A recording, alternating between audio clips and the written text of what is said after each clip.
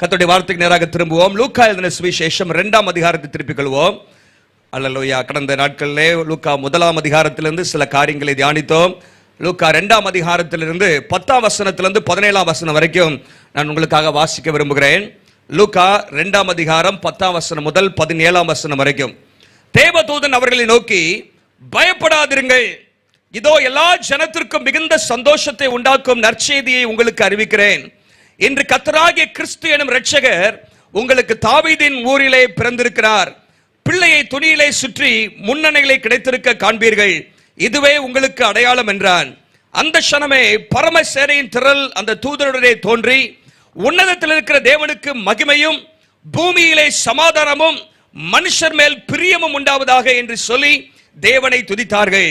தேவ தூதர்கள் அவர்களை விட்டு பரலோகத்திற்கு போன பின்பு மெய்ப்பர்கள் ஒருவரை ஒருவர் நோக்கி, நாம் பெத்லகேம் ஊருக்கு போய் நடந்ததாக கர்த்தரால் நமக்கு அறிவிக்கப்பட்ட இந்த காரியத்தை பார்ப்போம் வாருங்கள் என்று சொல்லி தீவிரமாய் வந்து மரியாளையும் யோசேப்பையும் முன்னணியிலே கிடைத்திருக்க பிள்ளையையும் கண்டார்கள். கண்டு அந்த பிள்ளையை குறித்து தங்களுக்கு சொல்லப்பட்ட சங்கதியை பிரசித்தம் பண்ணினார்கள். ஆண்டவருடைய நாமம் மகிமைப்படுவதாக. இந்த வேத பகுதி நம்ம எல்லாருக்கும் தெரிந்த வேத பகுதி. ஆண்டவராய் இயேசு கிறிஸ்து பிறந்த பிற்பாடு பரலோகத்திலிருந்து வந்த முதலாவது செய்தியை குறித்து இங்கே வாசிக்கிறோம். அங்கே நீங்கள் 7ஆம் வசனத்திலே வாசிக்கும் பொழுது, அவள் தன் முதல் பேரான குமாரனை பெற்றாள் என்று சொல்லி வாசிக்கிறோம். இயேசு இந்த உலகத்திலே பிறந்த பிற்பாடு, பிறந்த உடனே அங்கே பெத்லகேமிலே அங்கே ஆடுகளை மேய்த்துக் கொண்டிருந்த, இல்லாவிட்டால் அங்கே காத்து கொண்டிருந்த இரவிலே அந்த மெய்ப்பர்களுக்கு வந்த செய்திதான் இந்த செய்தியாக சொல்லப்படுகிற நம்ம பார்க்கிறோம். 10ஆம் வசனத்திலிருந்து நாம் வாசிக்கிறோம். இந்த பகுதி நம்மளுக்கு தெரிந்த பகுதி தான். ஆனால் இந்த பகுதியிலிருந்து சில காரியங்களை, இந்த கிறிஸ்துமஸ் நாட்களை ஒரு அர்த்தமுள்ள நாட்களாக நாம் மாற்ற வேண்டும் என்று சொன்னால் நாம் எப்படி வாழ வேண்டும் என்கிற சில காரியங்களை உங்களுக்காக நான் சொல்ல விரும்புகிறேன். How to have a meaningful Christmas season, celebrating Christmas meaningfully. ஒரு அர்த்தமுள்ள கிறிஸ்துமஸ் தேவ பிள்ளைகளாக நாம் கொண்டாட வேண்டும் என்று சொன்னால் என்ன செய்ய வேண்டும் என்று ஒரு 5 குறிப்புகளை நான் உங்களுக்காக சொல்ல விரும்புகிறேன். கிறிஸ்துமஸ் நாட்கள் நம்ம எல்லாருக்கும் தெரியும். டிசம்பர் வந்தாலே என்னதான் கிறிஸ்துமஸ் தான் கொண்டாட்டம் என்று சொல்லி பார்க்கிறோம். உலகமெங்கிலும் இன்னைக்கு பல கோடி மக்கள் கிறிஸ்துமஸை கொண்டாடுகிறார்கள். ஆனால் எத்தனை பேர் ஒரு அர்த்தமுள்ள கிறிஸ்துமஸை கொண்டாடுகிறார்கள்? ஏன் இந்த உலகத்தில் இயேசு பிறந்தார் என்கிற நோக்கத்தை புரிந்தவர்களாக எத்தனை பேர் கிறிஸ்துமஸ் கொண்டாடுகிறார்கள் என்பதை நாம் அறிந்து நீங்களும் நானும் ஒரு அர்த்தமுள்ள கிறிஸ்துமஸ் கொண்டாட கர்த்தர் நமக்கு கிருபை தருவாராக. How to have a meaningful Christmas season, ஒரு நல்ல ஒரு அர்த்தமுள்ள கிறிஸ்துமஸ் நாட்களாக இது மாற வேண்டும் என்று சொன்னால் நான் என்ன செய்ய வேண்டும்? How to celebrate Christmas meaningfully என்கிற தலைப்பிலே கூட நாம் இந்த செய்தியை நாம் பார்க்க முடியும். ஆண்டவருடைய நாமம் இப்படியாக. முதல் முறையாக கிறிஸ்துமஸ் என்கிற அந்த காரியம் கிபி 98 தான் முதல் முறையாக கொண்டாடப்பட்டது. பிற்பாடு ஒரு 40 ஆண்டுகள் கழித்து, அதாவது கிபி 140 அந்த போன்ற நாட்கள் தான் கிறிஸ்துமஸ் ஒரு பண்டிகையாக அது மாற்றப்பட்டது. மக்கள் அதை பண்டிகையாக கொண்டாடினார்கள், இயேசுவின் பிறப்பை. மாத்திரமல்ல, 5ஆம் நூற்றாண்டில் தான் டிசம்பர் 25ஆம் தேதி கிறிஸ்துமஸ் என்கிற ஒரு நாள் குறிக்கப்பட்டதா. அது வரைக்கும் பல நாட்களாக அவர்கள் கொண்டாடினார்கள். டிசம்பர்ல கொண்டாடி இருக்கிறாங்க, ஏப்ரல்ல கொண்டாடி இருக்கிறாங்க, மே மாதத்தில் கொண்டாடி இருக்கிறாங்க, அதிகமாக ஜனவரி மாதத்தில் கொண்டாடி இருக்கிறார்கள். ஆனால் ஒரு குறிப்பிட்ட நாள், இயேசு இன்னைக்கு தான் பிறந்தாரான்னு நமக்கு தெரியாது. ஆனால் இயேசு ஒரு நாள்ல பிறந்தார். அல்லேலூயா. அந்த செய்தி சொன்ன பிற்பாடு அவர்கள் சொல்லுகிறார்கள், என் ஆத்துமா கர்த்தரை மகிமைப்படுத்துகிறது, என் ஆவி என் இரட்சகராகிய தேவனில் களி கூறுகிறது என்று சொல்கிறார்கள். தேவனிலே களி கூர்ந்தார்கள். அங்கே நீங்கள் பார்க்கும் பொழுது அநேக தேவ மனிதர்கள், தூதர்கள் எல்லாரும் கர்த்தரை போற்றி புகழ்கிறத நம்ம பார்க்கிறோம். இங்க லூக்கா 1ஆம் அதிகாரம் 2ஆம் அதிகாரத்தில் நீங்க வாசிப்பீங்கன்னா அங்கே பலருடைய பாடல்கள் அங்கே சொல்லப்பட்டிருக்கிறத நம்ம பார்க்க முடியும். குறிப்பாக 4 பேருடைய பாடல்கள் அங்கே சொல்லப்படுகிறது. முதலாவது மரியாள் கர்த்தரை துதித்து பாடுறாங்க. 1ஆம் அதிகாரம் 46ல இருந்து 55 வரைக்கும் வாசித்தீங்கன்னா மரியாளுடைய பாடல், இயேசுவுடைய பிறப்பை குறித்து கேள்விப்பட்ட உடனே இரட்சகர் தன்னுடைய வாழ்க்கையில பிறக்க போகிறார் என்பதை அறிந்த மரியாள் கர்த்தரை மகிமைப்படுத்தி பாடுகிறாள் என்று சொல்லி பார்க்கிறோம். அந்த பாடலுக்கு ஆங்கிலத்தில் மேக்னிஃபிகேட் என்று சொல்வார்கள். ஏனென்று சொன்னால் அங்கே அந்த பாடல் அப்படியாக ஆரம்பிக்கிறது. மேக்னிஃபை என்கிற காரியத்திலே அங்கே ஆரம்பிக்கிறது. 46ஆம் வசனத்தில் 1:46ல அங்கே மரியாள் பெரிய ஒரு பாடலை பாடி கர்த்தரை உயர்த்துகிறத நம்ம பார்க்கிறோம்.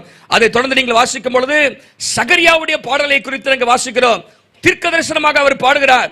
67ஆம் வசனத்திலே பரிசுத்த ஆவியினாலே சகரியா நிரப்பப்பட்டு, இஸ்ரவேலின் தேவனாய கர்த்தருக்கு ஸ்தோத்திரம் உண்டாவதாக, ஸ்தோத்திரம் உண்டாவதாக. இந்த பாடலுக்கு பெனடிக்டெக்ஸ் என்று சொல்வார் ஆங்கிலத்தில். பிளெஸட் பீ என்று ஆரம்பிக்கிறது. இதெல்லாம் லத்தீன் வார்த்தைகள். கர்த்தருக்கு ஸ்தோத்திரம் உண்டாவதாக என்று சொல்லி பல காரியத்தை அவர் அங்கே பாடுகிறத நம்ம பார்க்கிறோம். அங்கே நீங்கள் பார்த்தீங்கன்னா அங்கே 79ஆம் வசனம் வரைக்கும் அவருடைய பாடல் இருக்கிற உன்னதத்திலிருந்து தோன்றி அருணோதயம் நம்மை சந்திக்கிறது என்று சொல்லி அவர் முடிக்கிறார். அது தொடர்ந்து நீங்க பார்த்தீங்கன்னா 2ஆம் அதிகாரத்தில் 13-14 வசனத்தில் அங்கே தூதர்கள் ஆண்டவரை துதித்து பாடுகிற நம்ம பார்க்கிறோம். அந்த பாடலுக்கு gloria in excelsis என்று அர்த்தம். glory to the lord in the highest என்று சொல்லி அவர்கள் பாடுகிறத நம்ம பார்க்கிறோம். அது மாத்திரமல்ல 2ஆம் அதிகாரம் 28 32 வரைக்கும் வாசித்தீங்கன்னா அங்கே சிமியோன் இயேசு பிறந்த பொழுது தூதர்கள் பாடுகிறார்கள். ஒரு 40 நாள் கழித்து இயேசு அங்கே ஆலயத்துக்கு கொண்டு வரப்படும் பொழுது சிமியோன் இயேசுவை தன்னுடைய கரங்களில் ஏந்தி, அவர் வயதான சிமியோன் கரங்களில் ஏந்தி அவர் சொல்றாரு, நம்முடைய இரட்சணித்து என் கண்கள் கண்டது. 28 வசனத்தில் சொல்றாரு, அவரை தன் கைகளில் ஏந்தி கொண்டு தேவனை ஸ்தோத்தரித்தான். ஹல்லேலூயா.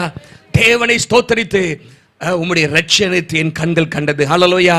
இரட்சகராக இயேசு பிறப்பதற்கு முன்பாக நீ மரிக்க மாட்டாய் என்கிற செய்தி தீர்க்கதரிசனமாக அவருக்கு சொல்லப்பட்டது. அந்த வயதாகிக் கொண்டே இருந்தது அவருக்கு. ஒரு குறிப்பிட்ட நாளில் இயேசு பிறந்தார். ஆலயத்தில் இயேசுவை பார்த்தார். அவர் சொல்றாரு, உம்முடைய இரட்சணித்து என் கண்கள் கண்டது. ஹல்லேலூயா என்று சொல்லி கர்த்தரை துதிக்கிறது நம்ம பார்க்கிறோம். பாருங்க, இந்த 2 அதிகாரத்திலையும் பார்க்கும் பொழுது அநேகர் கர்த்தரை உயர்த்தி துதிக்கிறாங்க, ஆண்டவருக்கு ஸ்தோத்திரம் செலுத்துறாங்க, நன்றி செலுத்துகிறாங்க. நீங்களும் நானும் இன்றைக்கு ஆண்டவரை துதிக்க வேண்டும். ஹல்லேலூயா. நமக்காக அவர் செய்த தியாகம், பரலோகத்தை விட்டு நமக்காக பூமியில இறங்கி வந்தார். ஆகவே அதை நினைத்து கர்த்தருக்கு நாம் நன்றி செலுத்த வேண்டும். ஆண்டவரை புகழ்ந்து பாட வேண்டும். சமாதானத்தை உண்டாக்கும்படியாக இயேசு இந்த உலகத்தில் வந்தார். ரட்சிப்பை கொடுக்கும்படியாக இயேசு இந்த உலகத்தில் வந்தார். சந்தோஷத்தை கொடுக்கும்படியாக இயேசு இந்த உலகத்தில் வந்தார். ஆகவே அவரை துதிக்க வேண்டும். ரிஜாய்ஸ், நன்றியோடு கலிகூர்ந்து துதிக்கணும். ஹல்லேலூயா. கிறிஸ்மஸ்னாலே கொண்டாட்டம். ஹல்லேலூயா. கேரல்ஸ், எங்க பார்த்தாலும் பாடல்கள். கேரல் இல்லாம கிறிஸ்மஸே கிடையாது, அப்படிதானே? பாருங்க, எங்க பார்த்தாலும் கிறிஸ்மஸ் பாடல்கள் நம்ம பாடுறோம். கிறிஸ்மஸ் அன்னைக்கா பாடுறோம், 1ஆம் தேதியில இருந்தே கிறிஸ்மஸ் பாட்டு பாட ஆரம்பிச்சிட்டோம், ஆண்டவருடைய பிறந்ததை. ஆனால் அது கூடி வரும்போது மாத்திரமல்ல, நம்முடைய உள்ளத்திலும் ஆண்டவரே எனக்காக நீ பிறந்தபடி நாள் உமக்கு ஸ்தோத்திரம். ஆண்டவரே எனக்காக பரலோகத்தை விட்டு வந்திரே, எனக்காக கன்னியின் வயிற்றிலே பிறந்திரே, பரிசுத்தமாய் பிறந்திரே, என்னுடைய பாவங்களுக்காக இந்த உலகத்திலே மரிக்கும்படியாக பிறந்திரே என்று சொல்லி கர்த்தரை நினைத்து அவரை துதிக்க வேண்டும். ஹல்லேலூயா. நீங்க பாத்தீங்கன்னா கிறிஸ்மஸ் அந்த நிகழ்ச்சி முழுவதும் நீங்க பார்க்கும் பொழுது மத்தேயு 1:2, லூக்கா 1:2 அது பர்த் நரேட்டிவ்ஸ் ஆஃப் ஜீசஸ் என்று சொல்வார்கள். இயேசுவுடைய பிறப்பின் காரியங்களை அந்த 4 அதிகாரத்தில் வாசிக்கிறோம். மத்தேயு 1ஆம் அதிகாரம் 2ஆம் அதிகாரம், லூக்கா 1ஆம் அதிகாரம் 2ஆம் அதிகாரத்தில் இந்த அதிகாரங்கள்லாம் வாசிக்கும் பொழுது அதிகமாக ஜனங்கள் கர்த்தரை துதித்ததையும் ஜனங்களுடைய பாடல்களையும் தூதருடைய பாடல்களையும் நாம் அங்கே பார்க்க முடியும்.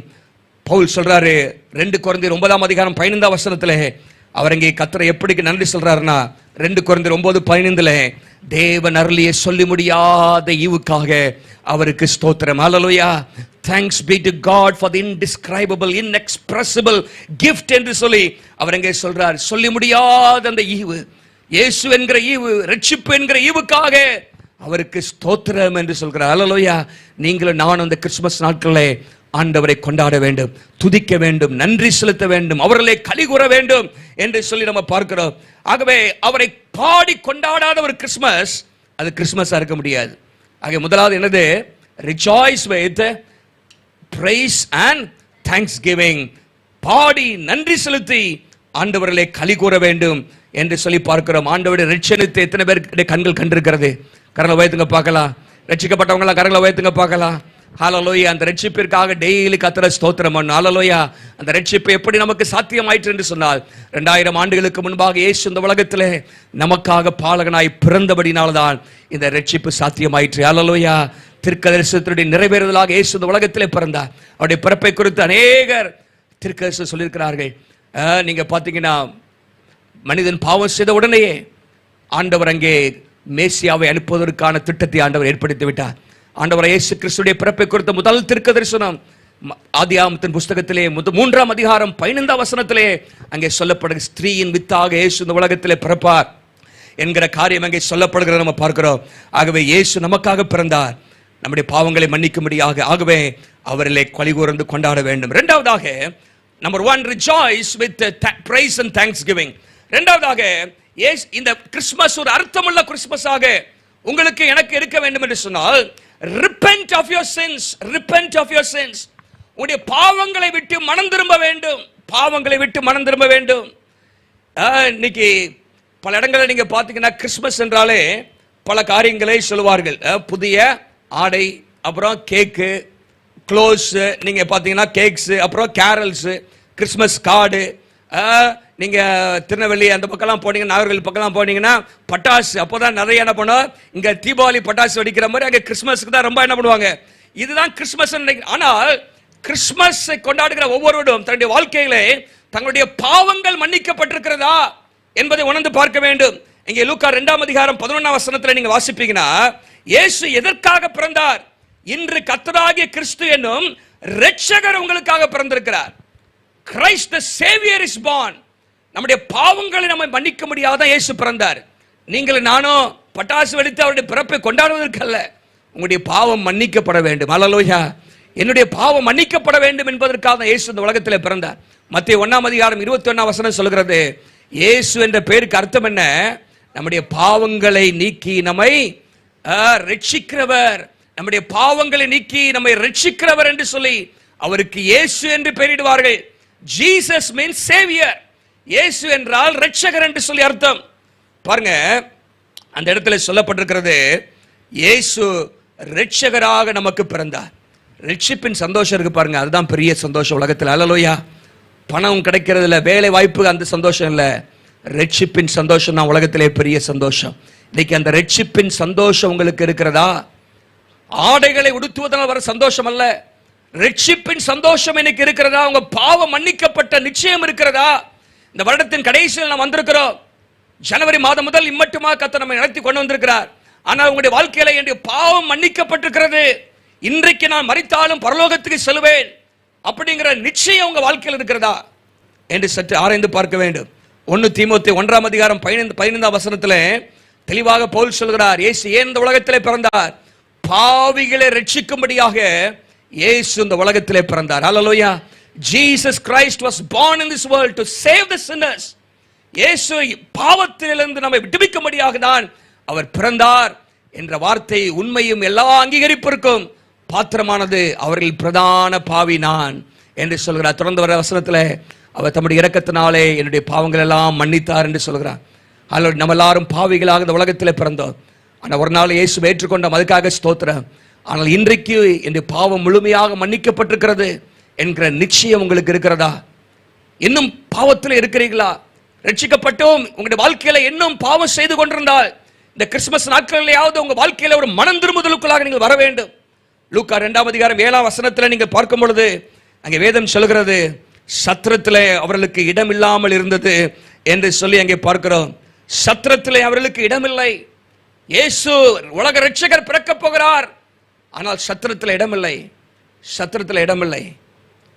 பாருங்க, ஒருவேளை அன்னைக்கு நாங்க பெத்லஹேம்ல நிறைய சத்திரம் உண்டு. ஏதாவது சென்சஸ் எடுக்கிற டைம் அது. நீங்க பாத்தீங்கன்னா பல இடத்துல இருந்து வருவாங்க. ஒரு லாட்ஜ் மாதிரி, ஹோட்டல் மாதிரி எல்லாம் புக் பண்ணி இருப்பாங்க. ஆனால் இவர் வருகிறவர் ஒரு இம்பார்ட்டன்ட் பர்சன், பிறக்க போகிறவர், உலக ரட்சகர் என்று தெரிந்திருந்தால் ஒரு பிளேஸை ரிசர்வ் பண்ணி வச்சிருப்பான். ஆனால் இந்த சத்திரக்காரன் அவனுடைய அறியாமையினாலே இயேசு தன்னுடைய சத்திரத்திலே பிறப்பது அந்த வாய்ப்பு இழந்து போனான். அது மாத்திரமல்ல, அந்த நாட்களில் அதிகமான மக்கள் பிஸியா இருந்திருப்பாங்க. இயேசு பிறப்பு அவங்களுக்கு ஒரு பெரிய காரியமாக தெரிஞ்சிருக்காது. நம்முடைய வாழ்க்கையிலே இயேசு பிறப்பு தான் உலக சரித்திரத்திலே மிக முக்கியமான ஒரு சம்பவம். அல்லேலூயா. இயேசுவின் பிறப்பு தான் உலக சரித்திரத்திலே மிக முக்கியமான ஒரு சம்பவம், இயேசுடைய பிறப்பு. இனி நிகழப்போகிற அடுத்த மிக முக்கியமான சம்பவம் என்னன்னா, இயேசுடைய 2ஆம் வருகை. அந்த முக்கியமான ஒரு சம்பவம். பாருங்க, இன்னைக்கு அநேக காரியங்களை செய்கிறோம், ஆனால் இயேசுவுக்கு நம்ம வாழ்க்கையில் முன்னுரிமை இருக்கிறதா? பல நாட்களுக்கு முன்பாக ஒரு குடும்பத்தில் தாத்தாவுடைய பர்த்டே கொண்டாட முடிவு பண்ணாங்களாம். தாத்தா வயசானவர், பிள்ளைகளும் பேர பிள்ளைகள்லாம் சேர்ந்து என்ன பண்ணுவாங்க, தாத்தாவுக்கு 75 வயசானு தெரியல, என்னது முக்கியமான ஒரு நாள், ஆகவே கொண்டாடணும்னு சொல்லி எல்லாம் பிளான் பண்ணி சமையல் பண்ணணும், வீட்டெல்லாம் டெக்கரேட் பண்ணணும், கழுவணும், சுத்தமாக்கணும் அப்படின்னு சொல்லி பிளான் பண்ணி, அப்போ பேர பிள்ளைங்களாம் சொன்னாங்களாம், தாத்தா வந்து அவர் ஒரு சேரை விட்டு எந்திரிக்க முடியாது அவரால், அவர் அதே உட்காந்துருப்பார். ஆனால் அவர் வாஸ் கன்ஃபைன்ட் டு த சேர். ஆக என்ன செஞ்சாங்க, தாத்தா உட்காந்துருந்தா இடைஞ்சலா இருக்குன்னு சொல்லி தாத்தாவை கொண்டு வந்து மாடியில் தூக்கி வச்சுட்டாங்க. தாத்தாவை கொண்டு போய் எங்க போயிட்டாங்க, தாத்தா மாடியில் உட்காந்துருங்க, நாங்கள் எல்லா வீடெல்லாம் சுத்தம் பண்ணிக்கிட்டு டெக்கரேட்லாம் பண்ணிட்டு உங்களை கொண்டு வருவோம் கீழே அப்படின்னு சொல்லி. இங்கே எல்லாம் பயங்கரமாக வேலை நடக்குது. என்னது தாத்தாவை எங்கே வச்சுட்டாங்க, மாடியில், மொட்டை மாடியில் கொண்டு வச்சுட்டாங்க. அறையில் இல்லை, மொட்டை மாடியில் கொண்டு உட்கார வச்சுட்டு வந்துட்டாங்க. காலையிலேருந்து வேலை நடக்குது, சாயங்காலம் எல்லாம் கிளீனிங், டெக்கரேஷன், சாப்பாடு. கடைசியில் பார்த்தீங்கன்னா எல்லாம் முடிச்சுட்டு கடைசியில் தாத்தாவே மறந்துட்டாங்க. தாத்தாவே என்ன பண்ணிட்டாங்க, இவங்களே சாப்பிட ஆரம்பிச்சிட்டாங்க. மக்கள் என்னது, இவங்களே சாப்பிட ஆரம்பிச்சிட்டாங்க. இவங்களே கேட்க, கடைசியில் தான் ஒரு ஆள் சொல்றாரு, இங்கே தாத்தாவை காணும், தாத்தாவை காணும், தாத்தாவுக்கு தான் இது செஞ்சோம். கடைசியில் தாத்தாவை மேலே போய் பார்த்தா தாத்தா அவர் போய் சேர்ந்துட்டார் பரவாயில்லைங்க. தாத்தா மேலே குளிர்லையோ வெயிலையோ உட்காந்து என்ன பண்ணிட்டாரு, அவர் போய் சேர்ந்துட்டார். இன்னைக்கு நிறைய நேரத்தில் நம்ம பிறந்த நாள் கொண்டாடுறோம், ஆனால் யாரு பிறந்த நாள் கொண்டாடுறோம், அவருக்கு முக்கியத்துவம் கொடுக்கப்படுறதா? Is Jesus given priority and importance in our lives? இயேசு நம்ம வாழ்க்கையில முக்கியமான இடத்துல இருக்கிறாரா?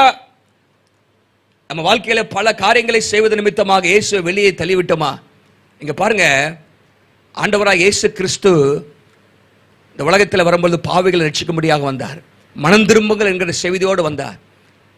ஆனால் இயேசு கிறிஸ்துவுடைய கடைசி செய்தியை பார்த்தீங்கன்னா இந்த பைபிளில் வெளிப்படுத்தல் 2ஆம் அதிகாரம் 3ஆம் அதிகாரத்தில் வாசிக்கிறோம்.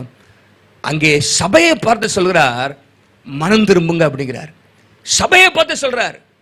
முதலாவதாக நீங்க வாசிக்கும் பொழுது மத்தேயு சுவிசேஷத்தில் மார்க் 1:15, மத்தேயு 4ஆம் அதிகாரம் 17 வசனத்தில் வாசித்தீங்கன்னா என்ன சொல்றாரு, அங்கே ரட்சிக்கப்படாத மக்களை பார்த்து சொல்றாரு, மனம் திரும்புங்க, அதில் பரலோக ராஜ்யம் சமமாக இருக்குங்கிறார். ஆனால் இயேசு கிறிஸ்துவுடைய கடைசி செய்தி, அவர் பரலோகம் போய்விட்டார், ஆனால் அவர் சபைக்கு சொன்ன கடைசி செய்தி என்னன்னா, சபையை பார்த்து சொல்றாரு, மனம் திரும்புங்க அப்படிங்கிறார். என்ன சொல்றாரு, மனம் திரும்புங்க. வெளிப்படுத்தல் 2ஆம் அதிகாரத்திலும் 3ஆம் அதிகாரத்திலும் நீங்க பாத்தீங்கன்னா பலமுறை சொல்றாரு, பாவத்தை விட்டு மனம் திரும்ப வேண்டும். அது மாத்திரமல்ல, அங்க பல காரியத்தை சொல்றாரு. 4ஆம் வசனத்துல நீங்க பார்ப்பீங்கன்னா, ஆதியிலிருந்து அன்பை விட்டாய், குறை உண்டு, ஆகவே 5ஆம் வசனத்துல மனம் திரும்பு என்று ஆண்டவர் அங்கே சொல்லுகிறதை நம்ம பார்க்கிறோம். அங்கே தொடர்ந்து நீங்கள் வாசிக்கும் பொழுது அங்கே 2ஆம் அதிகாரம் 16ஆம் வசனத்துல ஒன்றத்தில் தவறான காரியங்கள் போதனைகள்லாம் உள்ள வந்துருச்சு, மனம் திரும்பு 16ஆம் வசனத்துல. அடுத்ததாக 2ஆம் அதிகாரம் 21ஆம் வசனத்துல ஆண்டவர் சொல்றாரு, உனக்கு மனம் திரும்புறதுக்கு எவ்வளவோ தவணை கொடுத்தேன், ஆனால் வேசி மார்க்கத்தை விட்டு மனம் திரும்ப உனக்கு விருப்பம் இல்லை, மனம் திரும்பு என்று ஆண்டவர் அங்கே தியத்திரா சபையை பார்த்து சொல்கிறார். 3ஆம் அதிகாரத்தில் வரும்பொழுது சர்தே சபையை பார்த்து ஆண்டவர் சொல்றாரு, உன்ட்ட எல்லாம் பேர் இருக்குது, பெரிய சபை, அந்த சபை எல்லாம் பேர் இருக்குது, ஆனா உன்ட்ட கிரியை அங்க செத்துதா இருக்குது. 3ஆம் வசனத்தில் சொல்றாரு, மனம் திரும்பு என்று சர்தே சபையை பார்த்து சொல்றாரு. திரும்பமாக லவோதிக்கே சபையை பார்த்து ஆண்டவர் சொல்றாரு 19ஆம் வசனத்துல, நீ ஜாக்கிரதையா இருந்து மனம் திரும்பு, வாசப்படியிலிருந்து கதவை தட்டுகிறேன் என்று சொல்கிறார்.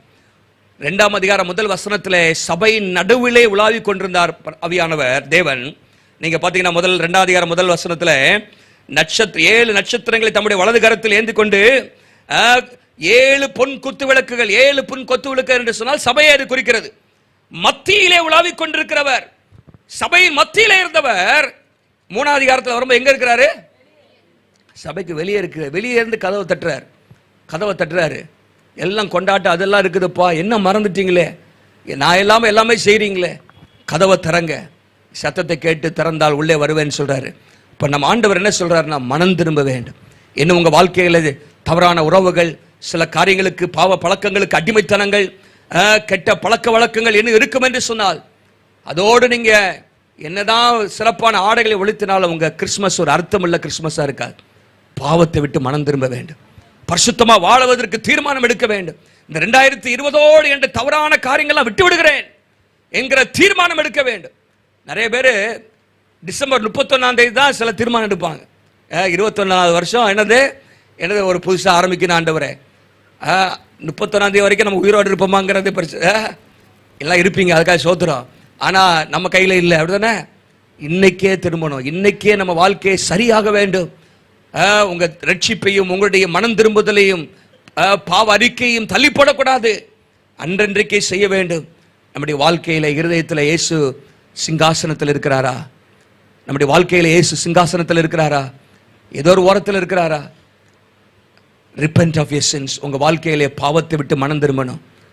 உங்களை நீங்களே ஆராய்ந்து பாருங்கள். வெளி தோற்றத்துக்கு நம்ம நல்லா தெரியலாம், பக்தி உள்ளவர்களை போல காட்சி அளிக்கலாம். கடைசி நாட்களில் ஒரு முக்கியமான வஞ்சகத்தன்மை, தேவ பக்தியின் வேஷம் இருக்கும், ஆனா தேவ பக்தியுடைய உண்மையான சாரம் அங்க இருக்காது. தேவ பக்தி உள்ளவர்களாக இருக்க வேண்டும். மனம் திரும்பிய ஒரு வாழ்க்கை, பரிசுத்தமுள்ள வாழ்க்கை, தேவனுக்கு பிரியமான வாழ்க்கை, கிறிஸ்துவை மையமாக வைத்த வாழ்க்கை, கிறிஸ்துவை சிங்காசனத்தில் அமர்த்திய ஒரு வாழ்க்கை நம்முடைய வாழ்க்கையில தேவை. ஒருவேளை இன்றைக்கு அந்த முக்கியமான இடத்துல இயேசு இல்லாவிட்டால், இந்த கிறிஸ்துமஸ் நாட்களில் உங்களுடைய பாவத்தை விட்டு மனம் திரும்புங்க, ஆண்டவரோடு ஒப்புரவு வாங்குங்க, இயேசுவுக்கு உங்கள் வாழ்க்கையில் முதலிடம் கொடுங்க. இந்த கிறிஸ்துமஸ் ஒரு அர்த்தமுள்ள கிறிஸ்துமஸாக மாறும். முதலாவது சொன்னேன், rejoice with praise and thanksgiving, நன்றியோடு கலிகூர்ந்து துதிக்க வேண்டும். இரண்டாவது, பாவத்தை விட்டு மனம் திரும்ப வேண்டும். மூன்றாவதாக, லூக்கா 2ஆம் அதிகாரத்தில் வாசிக்கும் பொழுது முதலாவது சொன்ன அந்த ரிஜாய்ஸ் வித் தேங்க்ஸ்கிவிங்க்கு அவள் தேவனை துதித்தார்கள் என்கிற காரியத்தை நம்ம பார்க்கிறோம். இரண்டாவதாக, ரட்சகர் பிறந்திருக்கிறார், ரட்சிக்கும்படியாக தான் பிறந்தார். அவரை நாம கொண்டாட வேண்டும் என்பதற்காக அல்ல, நம்முடைய பாவங்கள் மன்னிக்கப்பட வேண்டும் என்பதற்காக பிறந்தார். மூன்றாவதாக அந்த இடத்துல இன்னொரு வார்த்தை, பூமியிலே சமாதானம் என்று சொல்லப்படுகிற நம்ம பார்க்கிறோம். பூமியிலே சமாதானம் 2ஆம் அதிகாரத்தில், லூக்கா 2ஆம் அதிகாரத்தில் அங்கே நீங்கள் வாசித்தீங்கன்னா சொல்லப்பட்டிருக்கிறது, பூமியிலே சமாதானம் உண்டாவதாக. மூணாவது என்ற குறிப்பு என்னன்னு சொன்னா, சமாதானத்துக்காக ஏதுவானங்களை நாம் நாட வேண்டும். ரெஸ்டோர் புரோக்கன் ரிலேஷன்ஷிப்ஸ், உடைந்த உறவுகளை சரிப்படுத்த வேண்டும், உடைந்த உறவுகளை சரிப்படுத்த வேண்டும். Restore broken relationships. நம்ம வாழ்க்கையில உடைந்திருக்கிற உறவுகள், கணவன் மனைவி உறவுகள், பெற்றோர் பிள்ளைகளுடைய உறவுகள். ஏன் அதை சொல்றேன்னா, இயேசு இந்த உலகத்தில் சமாதான பிரபுவாக பிறந்தார். வேதம் சொல்லுகிறது, அவருக்கு பல பேர்ல ஒன்று. ஏசாயா 9:6 வாசிக்கிறோம், சமாதான பிரபுன்னு போட்டிருக்கு. மீகா 5:5 நீங்க வாசித்தீங்கன்னா சமாதான காரணர் என்று போடப்பட்டிருக்கிறது. அவர் யாரு? சமாதான காரணர். சமாதானத்தை ஏற்படுத்தும்படியாக, தேவனுக்கு மனிதனுக்கு சமாதானம், மனிதனுக்கு மனிதனுக்கு சமாதானத்தை ஏற்படுத்தும்படியாக இயேசு இந்த உலகத்தில் பிறந்தார். அப்போ உங்களுக்குள்ளாக உறவிலே ஒரு சமாதானம் இல்லாட்டா நீங்க ஆண்டவரை நீங்கள் பிரியப்படுத்த முடியாது. கிறிஸ்துமஸ் நாட்களில் உடைந்த உறவுகள் சரியாக வேண்டும். உங்களால சில உறவுகள் பாதிக்கப்பட்டிருக்குன்னா நீங்க போய் என்ன பண்ண, ஒப்புரவு ஆக வேண்டும். சிலர் பிரச்சனை பண்ணியிருப்பாங்க, உங்கள்கிட்ட ஒப்புரவா வரமாட்டாங்க, அதை வச்சு நம்ம அனுப்ப முடியாது. ஆனால் நீங்க அந்த உறவு விரிசலுக்கு காரணமாக இருக்கக்கூடாது, நீங்க ஒப்புரவாக வேண்டும். ஆண்டவராய் இயேசு தெளிவாக சொன்ன மத்தேயு 5ஆம் அதிகாரத்தில், நீ ஆலயத்துக்கு வந்து காணிக்கையை கொடுக்கும் பொழுது உன் பேரில் உன் சகோதரனுக்கு குறை இருக்க கண்டால் காணிக்கையை வச்சுட்டு முதல்ல போய் என்னவாயிட்டு வா, ஒப்புரவாகிட்டு வந்து காணிக்கையை செலுத்த அப்படிங்கிறார். அப்போ ஆண்டவர் உடைய காணிக்கையை காட்டிலும் உறவுகள் முக்கியம் அப்படின்னு சொல்றார். உறவுகள் ரொம்ப முக்கியம். Restore broken relationships. பாருங்க, எபேசியருக்கு 2ஆம் அதிகாரத்தில், எபேசியர் 2ஆம் அதிகாரத்தில் இயேசு கிறிஸ்து இந்த உலகத்தில் வந்தபோது அவர் என்ன செய்தார் என்கிற காரியம் அங்கே சொல்லப்படுகிறது.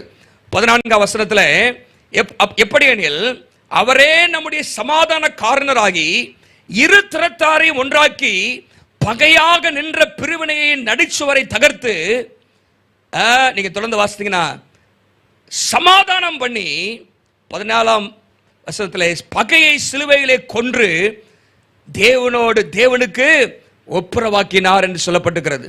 17ஆம் வசனத்தில் சமாதானத்தை சுவிசேஷமாக அறிவித்தார். 3 வார்த்தைகளை அண்டர்லைன் பண்ணுங்க. 14ஆம் வசனத்தில் சமாதான காரணராகி, 15ஆம் வசனத்தில் சமாதானம் பண்ணி, 17ஆம் வசனத்தில் சமாதானத்தை சுவிசேஷமாக அறிவித்தார். என்ன செஞ்சாரா? சமாதான காரணரானார், சமாதானம் பண்ணுகிறார், சமாதானத்தை சுவிசேஷமாக அறிவிக்கிறார். The gospel, it's a gospel of peace. சமாதானத்தின் சுவிசேஷம், தேவனோடு நம்மை ஒப்புரவாக்குற ஒரு சுவிசேஷம், மனிதனை மனிதனோடு ஒப்புரவாக்குற ஒரு சுவிசேஷம். பாருங்க, இந்த சுவிசேஷத்தில் உறவுகள் சரியாக வேண்டும் என்கிற ஒரு காரியம் எங்க இருக்கிறது. யூதர்களுக்கும் பிரஜாதிகளுக்கும் இருந்த பிரிவினை ஆண்டவர் உடைத்து போட்டார். ஹல்லேலூயா. ரட்சிப்பை எல்லாருக்கும் ஆண்டவர் கொண்டு சென்றார் என்று பார்க்கிறோம். ஆகவே நீங்களும் நானும் உடைந்த உறவுகளை சரி செய்ய வேண்டும். எத்தனை பேரை நாக்கில் காயப்படுத்தியிருப்போம். பைபிள் நாக்கை குறித்து சொல்லும் போது அநேக காரியங்கள் சொல்லுது. அதில் ஒன்று, நாக்கு பட்டயம் மாதிரி இருக்குதான். நீங்க சங்கீதம் 64:3 வாசித்தீங்கன்னா, நாவை பட்டயம் போல கூர்மையாக்குகிறாங்க. எவன் அந்த நாக்கை வச்சு வெட்டலாம், அப்படின்னு ரெடி ஆயிட்டு இருக்காங்க சரியா மக்கள். அவர்கள் தங்கள் நாவை பட்டயத்தை போல என்ன பண்றாங்களா? உங்க நாவு பட்டயத்தை போல கூர்மையா இருக்குதா? அந்த பிரதர்கிட்ட பேசுனா, அந்த சிஸ்டர்கிட்ட பேசுனா நம்மளை வெட்டியே போடுவாங்கப்பா. கத்திய வச்சு இல்லை, எதை வச்சு? நாக்க வச்சே வெட்டிடுவாங்க. நம்ம பக்கமே போகக்கூடாது அப்படின்னு நினைக்கிறாங்களா? உங்க நாக்கு எப்படி இருக்கிறது? ஔஷதமாக இருக்க வேண்டும். ஹல்லேலூயா. Your tongue must be a medicine. உங்க நாக்கு காயம் கட்டுற நாக்காக இருக்கணும், உற்சாகப்படுத்துற நாக்காக இருக்க வேண்டும். வார்த்தைகள், நம்முடைய வார்த்தைகள் ஔஷதமாக இருக்க வேண்டும். ஒரு எல்லாம் சொல்லுங்க பார்க்கலாம். காயப்படுத்துகிறதா இருக்கக்கூடாது, பட்டய போல இருக்கக்கூடாது. பட்டய குத்துக்கள் போல பேசுகிறவர்கள் உண்டு என்று வேதத்தில் நாம் வாசிக்கிறோம். தேவனுடைய பிள்ளைகளே, காயப்படுத்திருப்போம் என்று சொன்னால் நம்ம இறங்கி நம்ம மன்னிப்பு கேட்க வேண்டும். ஹல்லேலூயா. மன்னிப்பு கேட்க வேண்டும். ஆண்டவராக இயேசு கிறிஸ்து பாருங்க, சர்வ மகிமையும் உடையவர், அண்ட சராசரங்களிலும் பெரியவர். அவரே தன்னை தாழ்த்தி வெறுமையாக்கி அடிமையின் ரூபம் எடுத்து மனுஷ சாயலானார் என்று நாம் வேதத்தில் வாசிக்கிறோம். பிலிப்பியர் 2ஆம் அதிகாரத்தில் 5 முதல் 10 வசனங்கள் நீங்கள் வாசிக்கும் பொழுது அங்கே போடப்பட்டுகிறது. அவர் தன்னையே தாழ்த்தி வந்தாருங்க. அவரே பாருங்க, சன் ஆஃப் காட், தேவகுமாரனே மனுஷகுமாரனாக தாழ்த்தி வரும்பொழுது நீங்களும் நானும் ஏமாத்துறோம், கொஞ்சம் தாழ்த்த மாட்டேன், நான் எங்க விட்டு கொடுக்கிறது அப்படின்னு சில பிடிச்சபடியே நிற்பாங்க. நான் எங்க இறங்கி போறது?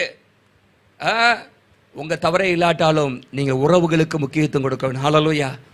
மன்னிப்பு கேட்க முந்திக்கொள்ள வேண்டும், கனம் பண்ணுவதற்கு முந்திக்கொள்ள வேண்டும், மன்னிப்பு கேட்பதற்கு முந்திக்கொள்ள வேண்டும். வேதம் சொல்லுகிறது, கொலோசியர் 3:13, எபேசியர் 4:32 வாசிக்கும் பொழுது, கிறிஸ்து நம்மை மன்னித்தது போல நீங்களும் ஒருவருக்கு ஒருவர் மன்னிங்கள் என்று சொல்லப்பட்டுகிறது.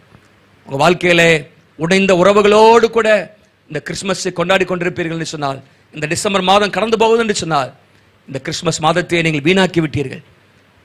போன்ல பேசி ஒப்புரவாகலாம், லெட்டர் போட்டு ஒப்புரவாகலாம், எப்படி ஆகிலும் உறவுகள் சரியாக வேண்டும். ஹல்லேலூயா. இன்னைக்கு யோசித்து பாருங்க, அண்ணன் தம்பி உறவு எப்படி இருக்கிறது? பெற்றோர் பிள்ளைகள் உறவு எப்படி இருக்கிறது? உடன் பிறந்தவருடைய உறவு எப்படி இருக்கிறது?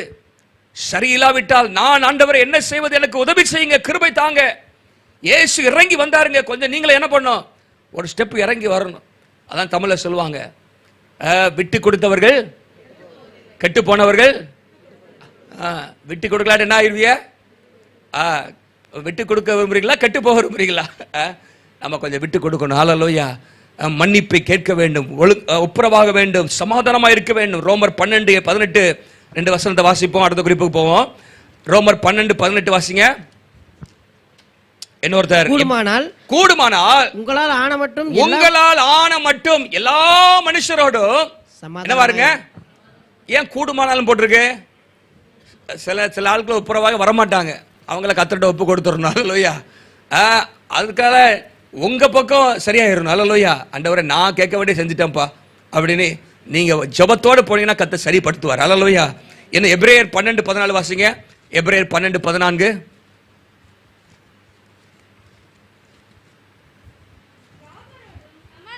இருக்கவும் யாவரோடு சமாதானமா இருக்க நாடுங்கள். யாவரோடும் live peaceably with all men. எல்லாரோடு சமாதானமா இருக்க நாடுங்கள் என்று சொல்லப்பட்டிருக்கிறது. கிறிஸ்தவர்கள் எப்படி இருக்கணும்னு சொன்னா, சமாதானம் பண்ணுகிறவர்களா இருக்கணும். ஹல்லேலூயா. என்னவா இருக்கணும்? இயேசு சொல்றாரு மத்தேயு 5ஆம் அதிகாரத்துல 9ஆம் வசனத்தை, சமாதானம் பண்ணுகிறவர்கள். நம்ம சண்டை மூட்டுறவங்களா இருக்கக்கூடாது, பிரிக்கிறவங்களா இருக்கக்கூடாது, சமாதானம் பண்ணுகிறவர்களா இருக்க வேண்டும். we should be peace makers, not trouble makers. என்ன மேக்கரா இருக்கணும்? பீஸ் மேக்கரா இருக்கணும், ட்ரபிள் மேக்கரா இருக்கக்கூடாது. உங்க குடும்பத்தில் நீங்க ட்ரபிள் மேக்கரா, இன்னைக்கு தீர்மானம் எடுங்க, நான் பீஸ் மேக்கரா இருப்பேன் அப்படின்னு. ஹல்லேலூயா.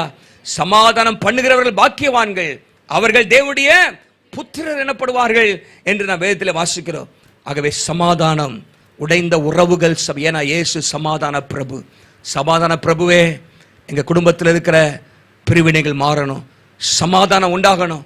உறவுகள் இருக்கிற பிரிவினைகள், கஷ்டங்கள், ஆண்டவரே, அந்த அந்த அந்த ரிலேஷன்ஷிப்ஸ்ல இருக்கிற ஸ்ட்ரெயின்லாம் மாறணும், அதெல்லாம் சமாதானமா மாறணும். ஹல்லேலூயா என்று சொல்லி ஜெபம் பண்ணுங்க. கர்த்தர் உங்களுக்கு கிருபை தருவார். ஹல்லேலூயா. முயற்சி எடுங்க. ஹல்லேலூயா. ஆண்டவர் கர்த்தர் நிச்சயமாகவே பதில் தருவார். முதலாவதாக rejoice with praise and thanksgiving, நன்றியோடு களிகூர்ந்து துதியுங்கள். நல்ல கர்த்தரை ஸ்தோத்திரம் பண்ணுங்க, ஆண்டவர் உலகத்தில் பிறந்ததுக்காக. இரண்டாவதாக பாவத்தை விட்டு மனம் திரும்புங்கள். பாவம் என்று சொல்லும் பொழுது நீங்கள் அங்கே நம்முடைய வாழ்க்கையில தேவனுக்கு பிரியமில்லாத காரியங்கள், அசுத்தமான காரியங்கள், தவறான உறவுகள் என்ன வெளிப்படுத்துற விசேஷம் சொன்னபடி ஆதி அன்பை விட்டு இருந்தீங்கன்னா மனம் திரும்புங்க. அனலும் இல்லாம குளிரும் இல்லாம இருப்பீங்கன்னா மனம் திரும்புங்க. வேத வாசிப்பு குறைந்தா மனம் திரும்புங்க. ஜப குறைவு இருந்தா மனம் திரும்புங்க. ஆண்டவர்கிட்ட கேளுங்க, ஆண்டவரே உமக்கு பிரியமான ஒரு வாழ்க்கையை நான் வாழ வேண்டும். ஹல்லேலூயா. சகரியா எலிசபெத்தை குறித்து நாம் முதலாம் தேதியில வாசித்தோம். அவர்கள் எப்படி ஆண்டவருக்கு பிரியமாய் வாழ்ந்தார்கள் என்று சொல்லி பார்த்தோம். தேவ பிள்ளைகள் அப்படியாக பரிசுத்தமாக இருக்கட்டும். ரெஸ்டோர் புரோக்கன் ரிலேஷன்ஷிப், உடைந்த உறவுகளை சரிப்படுத்துங்கள். நான்காவதாக லூக்கா 2ஆம் அதிகாரத்துக்கு வருவோம். அந்த சம்பவத்தை நீங்கள் வாசிக்கும் பொழுது 2ஆம் அதிகாரத்தில் நீங்கள் பார்க்கும் பொழுது அங்கே மெய்ப்பர்களுக்கு அந்த செய்தி சொல்லப்பட்டதை பார்க்கிறோம். அரண்மனையில் இருக்கிற ராஜாவுக்கு அல்ல, ஆசாரியர்களுக்கு அல்ல, மெய்ப்பர்களுக்கு. என்ன சொல்ல விரும்புகிறேன்னு சொன்னா, ரிமெம்பர் த புவர். இந்த மெய்ப்பர்கள், the shepherds were really outcasts in Israel. அவர்கள் எல்லாராலும் புறக்கணிக்கப்பட்டவர்கள், தள்ளப்பட்டவர்கள். அவர்களுக்கு இந்த செய்தி வருகிறது. அவர்களை ஆண்டவர் நினைவு கூர்ந்தார் என்று பார்க்கிறோம். பாருங்க, ஆண்டவராக இயேசு கிறிஸ்து இந்த உலகத்திலே ஒரு தரித்திரனாக தான் பிறந்தார். அவருடைய பெற்றோருக்கு பலி செலுத்துவதற்கு, ஆடை பலி செலுத்துவதற்கு போதுமான காசு அவங்கள்ட்ட கிடையாது. ஏழைகள் செலுத்த வேண்டிய உங்கள்ட்ட முடியாட்டா நீங்க பைபிளை நீங்க வாசித்தீங்கன்னா லூக்கா 2:24 பாருங்க, கர்த்தருடைய நியாயப்பிரமாணத்தின்படி சொல்லியிருக்கிறபடி ஒரு ஜோடு காட்டுப்புறாவை 2 புறா குஞ்சுகளையாவது அவர்கள் கொண்டு வந்தார்கள். பாருங்க, புறா குஞ்சு தான் கொண்டு வராங்க. ஏன்னா ஆடை பலி செலுத்துவதற்கான அவர்களுடைய அந்த காரியம் அவர்கள் இல்லை. நீங்க வேதத்தில் வாசித்து பாருங்கள். லேவியராகமம் 12:8 வாசிங்களேன். லேவியராகமம் 12:8.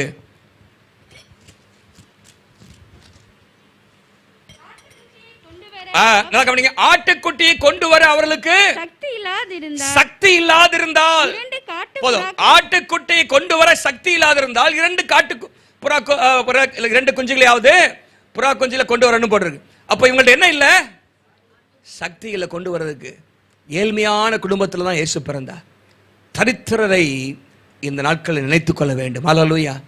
தரித்திரரை நினைக்காத ஒரு கிறிஸ்மஸ் அது கிறிஸ்மஸா இருக்காது. Remember the poor. பாருங்க, ரிமெம்பர் த புவர்னே ஒரு தனி வசனமே பைபிள்ல இருக்குது. எங்க இருக்கு சொல்லுங்க பார்க்கலாம்.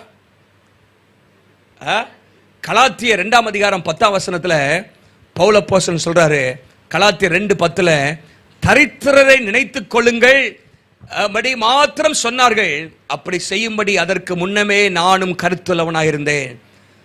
Remember the poor. தரித்திரரை நினைத்துக் கொள்ளுங்கள். இயேசு கிறிஸ்து உலகத்தில் வரும்பொழுது, அவர் சுவிசேஷ ஊழியத்தை ஆரம்பிக்கும் பொழுது அவர் சொன்ன முதலாவது காரியம் என்னன்னு சொன்னா, அவர் எடுத்து நாசரேத்திலே அங்கே ஜெபாலயத்திலே வேதத்தை திறந்து வாசித்த வசனம், தரித்திரருக்கு சுவிசேஷத்தை பிரசங்கிக்கும்படி என்னை அபிஷேகம் பண்ணினார். அங்க பாருங்க, தரித்திரரை நினைத்துக் கொள்ள வேண்டும். இந்த நாட்கள்ல நம்ம எல்லாம் கொண்டாடுற நாள் தான். ஆனால் ஏழை எளியவர்களை கொஞ்சம் பார்க்கணும். ஹல்லேலூயா. அவர்களுக்கு இறங்க வேண்டும். சேரிட்டி, நமக்கு உதவி செய்ய வேண்டும், மனமிறங்க வேண்டும். சபையில இல்லாதவர்களுக்கு உதவி செய்ய வேண்டும். நீங்க வேதத்தில் வாசித்தீங்க, கலாத்தியர் 6ஆம் அதிகாரத்தில் நீங்க வாசித்தீங்கன்னா, கலாத்தியர் 6ஆம் அதிகாரம்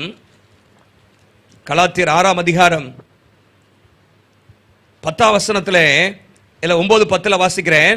நன்மை செய்கிறதில் சோர்ந்து போகாமல் இருப்போமாக, நாம் தளர்ந்து போகாதிருந்தால் ஏற்ற காலத்திலே அறுப்போம். ஆகையால் நமக்கு கிடைக்கும் சமயத்திற்கு தக்கதாக யாவருக்கும், விசேஷமாக விசுவாச குடும்பத்தாருக்கும் நன்மை செய்ய கடவோம். நன்மை செய்ய கடவோம். ஒருவருக்கொருவர் நன்மை செய்ய வேண்டும். தரித்திரருக்கு உதவி செய்ய வேண்டும். நீங்க வேதத்தில் வாசித்தீங்கன்னா அற்புதமான ஒரு வாக்குத்தத்தம் இருக்குது. சங்கீதம் 41 முதல் 3 வசனத்துல தரித்திரை நினைத்துக் கொள்ளும் போது கர்த்தர் நமக்கு தருகிற ஆசீர்வாதங்களை அங்கே சங்கீதக்காரன் பட்டியலிடுகிறார். சங்கீதம் 41 அங்கே சிறுமைப்பட்டவன் மேல் சிந்தை உள்ளவன் பாக்கியவான். Blessed is the one who considers the poor என்று சொல்லி நம்ம இங்கே வாசிக்கிறோம். தீங்கு நாளில் கர்த்தர் அவனை என்ன பண்ணுவாரா? விடுவிப்பார். கர்த்தர் அவனை பாதுகாத்து அவனை உயிரோட வைப்பார். பூமியிலே அவன் பாக்கியவானாயிருப்பான். அவன் சத்துருக்களின் இஷ்டத்திற்கு அவனை ஒப்பு கொடுக்க மாட்டார். படுக்கையில் வியாதியாயிருக்கிற அவனை கர்த்தர் தாங்குவார். படுக்கை ஆண்டவர் மாற்றி போடுவார்.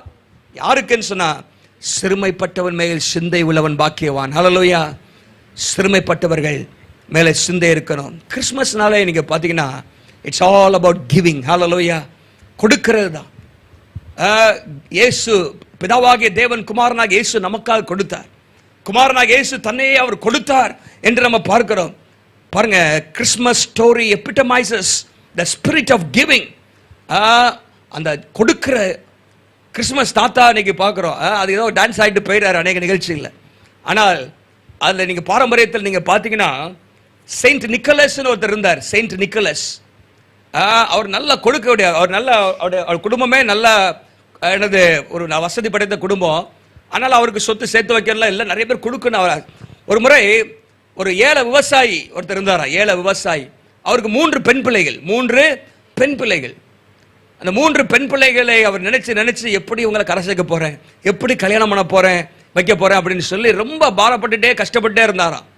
ஆகவே என்ன, அந்த பிள்ளைகள் வளர்ந்து வரும் பொழுது வருமானம் இல்லாதனால அந்த 3 பிள்ளைகளுமே தவறான வழியிலே வேலை செய்வதற்கு, விபச்சார தொழிலை ஈடுபடுத்துவதற்கு அவர் முயற்சி சொல்லி திட்டம் போட்டிருந்தாராம். இதை கேட்ட செயின்ட் நிக்கோலஸ், இந்த நிக்கோலஸ் என்கிற அந்த மனிதர் இவ்வளோ கஷ்டப்படுறாரு, இப்படி ஒரு காரியத்தை செய்ய அவர் தீர்மானம் பண்ணியிருக்கிறாரு, இந்த குடும்பத்துக்கு உதவி செய்யணும்னு சொல்லி அவர் என்ன பண்ணுவாராங்க, ஒரு நாள் ஒரு சின்ன தங்க பை, ஒரு மூட்டையில் சின்ன பையில் தங்க நாணயத்தை வச்சு வீட்டு வாசலில் வச்சுட்டு போயிட்டாராம் அந்த ஏழை விவசாயி. அந்த ஏழை விவசாயி பார்க்குறாரு, ஒரு தங்க நாணயமாக அதில் இருக்குது. ஆகவே எங்கேருந்து வந்துச்சுன்னு அவருக்கு தெரியல. பொண்ணோட கல்யாணத்தை பண்ணி முடிச்சிட்டாராம். சில நாட்களுக்கு அப்புறம் திரும்ப இன்னொரு பையன் அப்படி வந்துச்சா, 2வது பொண்ணுடைய கல்யாணத்தையும். அப்போ இது எங்கேருந்து வருது அப்படின்னு ரொம்ப கவனமாக கவனிச்சுட்டு இருந்தாராம். அப்போ 3வது தடவை அந்த தங்க நாணயத்தை வைக்க வரும்பொழுது இந்த விவசாயி கண்டுபிடிச்சிட்டாராம். ஐயா, நீங்க தான் வைக்கிறீங்களா, என் 2 பிள்ளைகளும் இதனால தான் கல்யாணம் பண்ணி கொடுத்தேன் அப்படின்னு சொல்லி அவர் காலில் விழுந்து எதுக்காக இதை செய்தீர்கள் என்று சொல்ல, யாருக்கும் சொல்லாத உன் நிலைமையை அறிந்து நான் என்ன பண்ணேன், செய்தேன். உன்னுடைய பிள்ளைகள்லாம் தவறா ஒன்றும் பண்ணிடக்கூடாது, அவங்க நல்லா இருக்கணும்னு சொல்லி என்று இது யார்ட்டையும் சொல்லிடாத அப்படின்னு சொல்லிட்டு அவர் போயிட்டாராம். அந்த ஆள் எல்லாத்தையும் சொல்லிட்டார். அந்த செயின்ட் நிக்கலஸ் அவர் செய்த காரியம் தான் பிற்பாடு சாண்டா கிளாஸா மாறி இப்பொழுது கிறிஸ்துமஸ் தாத்தாவாக இன்றைக்கு கொடுக்கிறது. நீ கிறிஸ்துமஸ் தாத்தா வந்து என்ன செய்வார், சாக்லேட் கொடுப்பாரு, நம்ம கதைகள் தானே நம்ம கிறிஸ்துமஸ். ஆனால் அதை என்ன சொல்ல வரேன்னா, கொடுக்கிறது வைத்து தான் அந்த கிறிஸ்துமஸ் காரியங்களாக வருது. நம்ம வாழ்க்கையில் ஏழை எளியவர்களுக்கு உதவி செய்ய வேண்டும் என்று நாம் அறிந்திருக்க வேண்டும். வேதம் சொல்லுகிறது, லூக்கா 14ஆம் அதிகாரம் 12லிருந்து 14 வரைக்கும் வாசிக்கும் பொழுது ஆண்டவராக இயேசு சொன்னார், நீ விருந்து செய்யும் பொழுது யார் யாருக்கு நீ செய்ய வேண்டும் என்று ஆண்டவர் அங்கே சொல்லியிருக்கிறார். நீங்க பாருங்க, முடியாதவர்களை அழையுங்கள், ஊனர்கள், சப்பானிகள், ஏழைகளை கூப்பிடுங்க. அவங்க உங்களுக்கு திரும்ப பதில் செய்ய முடியாது, ஆனா உங்களுக்கு பரலோகத்தில் பதில் செய்யப்படும் என்று சொல்றாரு.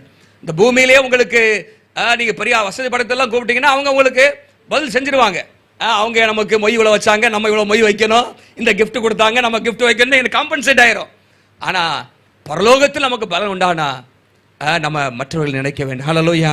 தரித்திரரை நினைத்துக் கொள்ளுங்கள் என்று சொல்லி வேதத்தில் வாசிக்கிறோம். ஆகவே நம்முடைய வாழ்க்கையில அப்படிப்பட்ட ஒரு எண்ணம் இந்த கிறிஸ்துமஸ் நாட்கள் உண்டாயிரும். என்னால ஒரு குடும்பம் ஆசீர்வதிக்கப்பட்டது, என்னாலே சிலருடைய பசி ஆற்றப்பட்டது என்கிற அந்த ஒரு தீர்மானத்தை நீங்கள் எடுப்பீர்னு சொன்னா உங்க குடும்பம், உங்க ஆண்டவர் உங்களை ஆசீர்வதிப்பார். கிறிஸ்துமஸ் அர்த்தமுள்ளதாக மாறும். முதல் காரியம் என்ன சொன்னேன்? Rejoice with praise and thanksgiving. Rejoice, களி கூறுங்க, ஆண்டவர் செய்த நன்மைகளை நினைத்து களி கூர்ந்து அவரை துதியுங்க. 2வதாக பாவத்தை விட்டு மனம் திரும்புங்கள். பாவங்கள் தேவனுக்கு பிரியமில்லாத காரியங்கள், அங்கே வெளிப்படுத்தின விசேஷத்தை மறுபடியும் வாசித்து பார்த்து 2 ஆண்டவர் என்னெல்லாத்திலும் மனம் திரும்ப சொல்றாரோ மனம் திரும்புங்க. உடைந்த உறவுகளை சரிப்படுத்துங்க. சமாதான பிரபு நம்ம வாழ்க்கையில் ஆளுகை செய்வாராக. Restore broken relationships. அடுத்ததாக remember the poor and the needy. கடைசியாக லூக்கா 2ஆம் அதிகாரம் 10ஆம் வசனத்தில் வேதம் சொல்கிறது. லூக்கா 2ஆம் அதிகாரம் 10ஆம் வசனத்தில் அங்கே நம்ம பார்க்கிறோம், கண்டு மன்னிக்கும், அங்க 2ஆம் வசனத்தில் எல்லா ஜனத்துக்கும் மிகுந்த சந்தோஷத்தை உண்டாக்கும் நற்செய்தி. அங்கே 17ஆம் வசனத்தில் மெய்ப்பர்கள் அந்த பிள்ளையை கண்டு அதை குறித்து சொல்லப்பட்ட சங்கதியை பிரசித்தம் பண்ணினார்கள். அது என்ன பண்ணாங்க? பிராட்காஸ்ட் பண்ணாங்களாம். அதை spread it far and wide, எல்லா இடத்திலும் பரப்பினார்கள். இயேசு பிறந்திருக்கிறார், இரட்சகர் பிறந்திருக்கிறார், மிகுந்த சந்தோஷத்தை உண்டாக்கும் நற்செய்தி நமக்கு வந்திருக்கிறது என்பதை பிரசங்கித்தம் பண்ணினார்கள். இப்ப 5வது என்னுடைய குறிப்பு என்னன்னு சொன்னா, அந்த கிறிஸ்துமஸ் ஒரு அர்த்தமுள்ள கிறிஸ்துமஸாக இருக்கணும்னு சொன்னா, reach out to the last. இயேசுவின் பிறப்பை அறிவியுங்கள். இழந்து போன மக்களுக்கு, இயேசு அறியாத மக்களுக்கு இந்த நற்செய்தியை அறிவிக்க வேண்டும். அல்லேலூயா. ரட்சிக்கப்பட்டு ஒவ்வொருவரும் ரட்சிக்கப்படாதவர்களை சந்திக்க வேண்டும். Reach out to the last. பிரசித்தம் பண்ணினார்கள் என்று பார்க்கிறோம். பாருங்க, ஆண்டவராக இயேசு கிறிஸ்து இந்த நற்செய்தியை கொடுக்க முடியாத இந்த உலகத்தில் வந்தார். அதற்கான கிரியை இந்த உலகத்திலே செய்து முடித்தார். அதை தொடர்ந்து அப்போஸ்தலர்கள் அந்த நற்செய்தியை பரப்பினார்கள். இன்றைக்கு வரைக்கும் அந்த நற்செய்தி பணி நடந்து கொண்டே இருக்கிறது. நீங்கள் நான் இங்கே இருக்கிறோம் என்று சொன்னால் யாரோ ஒருத்தர் நமக்கு சுவிசேஷம் சொன்னாங்க, அப்படிதானே? யாரோ ஒருத்தர் நம்ம இயேசுவை பற்றி சொன்னால் இன்னைக்கு இருக்கிறோம். ஆனால் நீங்க ஒருத்தர்கிட்ட போகணுன்னு யாரோ ஒருத்தர் காத்து கொண்டிருக்கிறாங்க. அந்த நபர் யாருன்னு நீங்க கண்டுபிடிக்கணும். எத்தனையோ பேர் உங்க மூலமாக ரட்சிக்கப்படுவதற்கு கர்த்தர் முன் கொடுத்து வைத்திருக்கிறார். ஆண்டவர் உங்களை பயன்படுத்த விரும்புகிறார். நீங்க சுவிசேஷத்தை அறிவிக்க வேண்டும். இது என்ன நற்செய்தி? நீங்க அந்த வசனத்துல நீங்க வாசிப்பீங்கன்னா, it's a good news of fear not. பயப்படாதே. இன்னைக்கு மக்கள் பயந்து கொண்டிருக்கிறார்கள்.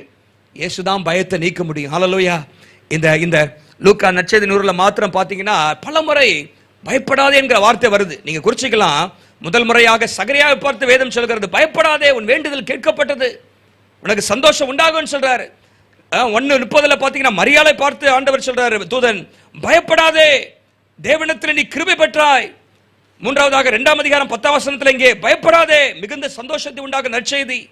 5ஆம் அதிகாரம் 10ஆம் வசனத்திலே பேதுருவை பார்த்து ஆண்டவர் சொல்றாரு, பயப்படாதேங்கிறாரு.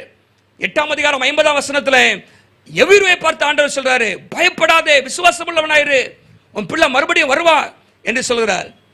12ஆம் அதிகாரம் 7ஆம் வசனத்துல, 12ஆம் அதிகாரம் 32ஆம் வசனத்திலும் சீஷர்களை பார்த்து ஆண்டவர் சொல்றாரு, பயப்படாதீங்க, பயப்படாதே சிறுமந்தையே, பயப்படாதே.